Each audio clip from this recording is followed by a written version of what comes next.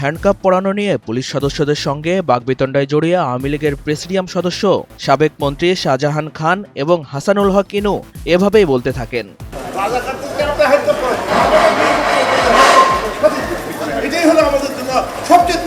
গণহত্যার মামলায় রোববার প্রিজন ভ্যান থেকে নামানোর পর আন্তর্জাতিক অপরাধ ট্রাইব্যুনালের হাজতখানায় নেয়ার সময় এমন এক পরিস্থিতির সৃষ্টি হয়।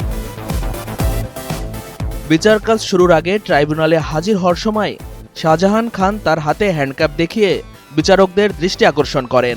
তিনি বলেন, আমি একজন বীর মুক্তিযোদ্ধা, আমাকে হ্যান্ডকাপ পরানো হয়েছে, এটা আমার জন্য অমর্যাদাকর।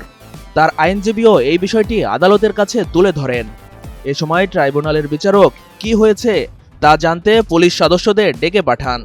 পুলিশ সদস্য নুরুন্নবী ট্রাইব্যুনালকে জানান, পুলিশ সদর দপ্তরের নির্দেশনা অনুযায়ী আসামিদের এভাবে হাজির করা হয়। তখন আরেক পুলিশ সদস্য শহীদুল বলেন, প্রিজন ভ্যান থেকে নামার সময় তাদের রাজাকারের বাচ্চা বলা হয় এবং বলা হয় তাদের দেখে নেব। শহীদুল আরো বলেন, হাসানুল হক ইনু পুলিশ সদস্যদের বলেন, তোদের 14 গোষ্ঠী খেয়ে ফেলব।